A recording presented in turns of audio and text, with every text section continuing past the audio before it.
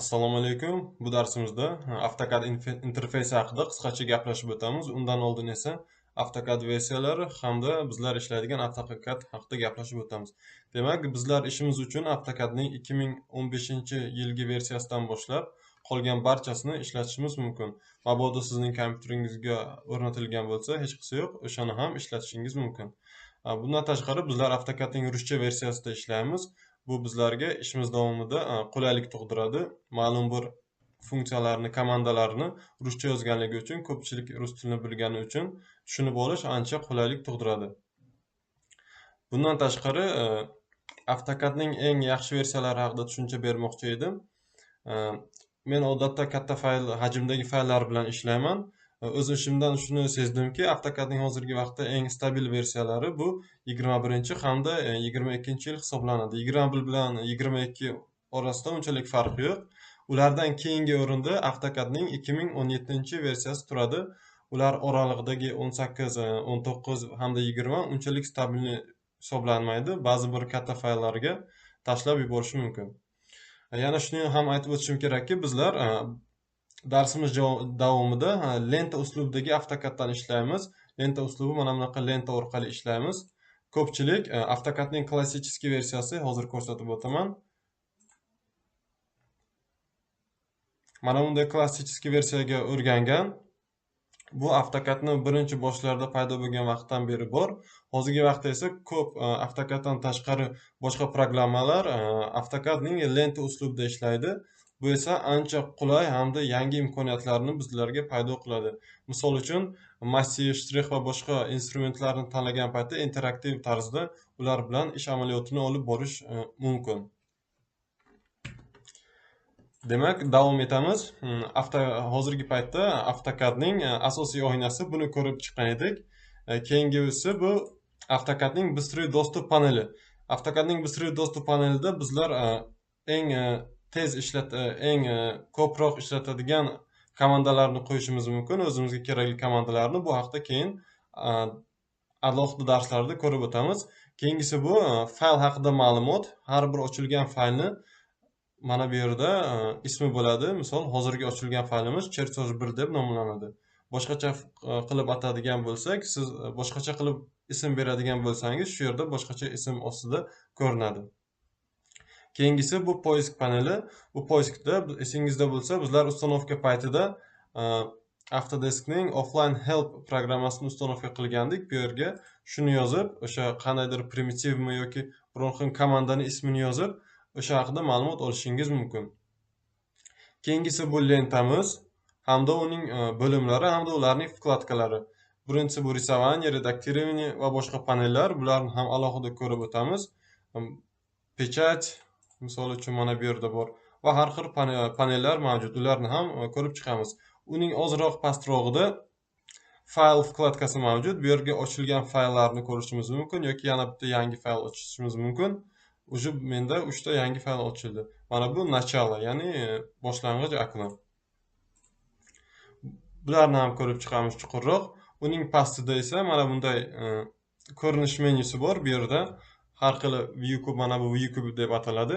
Ularni o'chirish, yoqish va boshqa ular ustida amaliyotlar o'tash mumkin bo'ladi. Bu hozir aytganimdek view kub. Uni ham ko'rib o'tamiz. Yana bir asosiy narsalardan biri bu Y va X o'qi hisoblanadi. U faylimizning virtual markazi hisoblanadi. Ana shu nuqta bo'ylab Y va X o'qi bo'yicha koordinatlar taqsimlanadi. Uning pastrog'ida komanda stroka bor. Unda har qanday komandalar ana shu orqali bajariladi. AutoCADning oldingi eng boshidagi versiyalarida mana bunaqa yarliqlar, ikonkalari yo'q bo'lgan, hammasi komanda stroka orqali qilingan. Uning pastrog'ida list va model prostranstvasi. AutoCAD mana bunaqa listlardan ham tashkil topgan. U bizlarga chizgan chizmamiz listda qanday, ya'ni qog'ozda qanday ko'rinishga ega bo'lishini ko'rish uchun hamda qog'ozlarga tayyorlab pechatga yuborish uchun xizmat qiladi. Uning ham pastrog'ida mana bunday stroka состояния bor.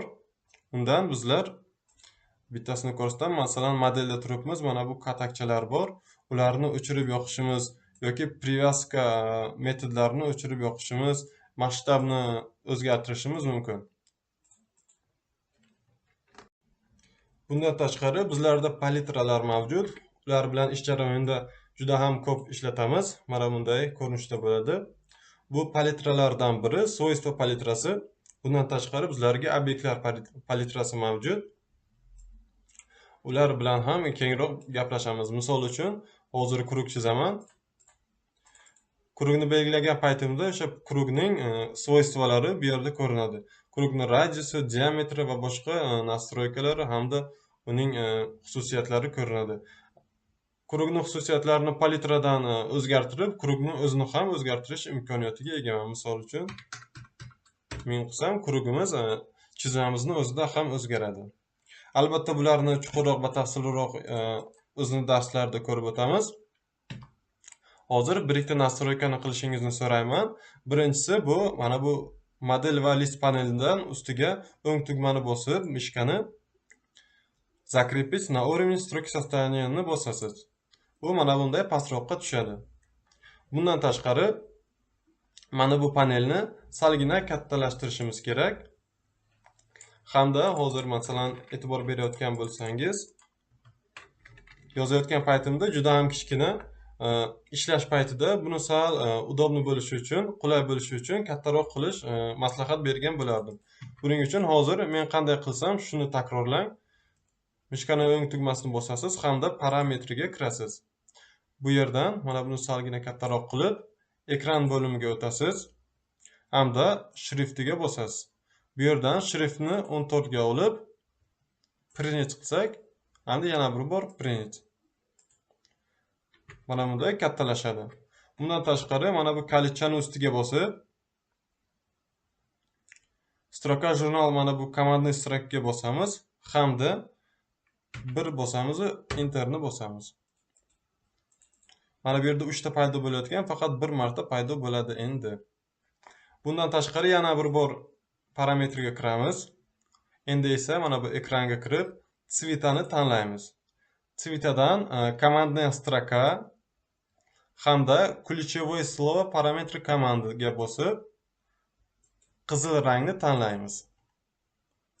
Ko'kdan ko'ra qizil yaxshiroq ko'rinadi. Shuning uchun ish paytimizda bu ancha qulaylik tug'diradi. Hozir ba'zi bir nastroykalarni o'zimizga moslab oldik. Endi ularni saqlanib qilishimiz kerak. Buning uchun stroka sostoyanidagi mana bu kichkina kalitchaga bosamiz hamda сохранить текущий как qilamiz. Xohlasak, уже mavjudning ustiga saqlanib qilishimiz mumkin yoki bironta yangi nom ostida saqlanib qilamiz. Mening misol uchun mening interfeysim deyman. Yoki shunchaki ismim ostida saqlanib qilaman.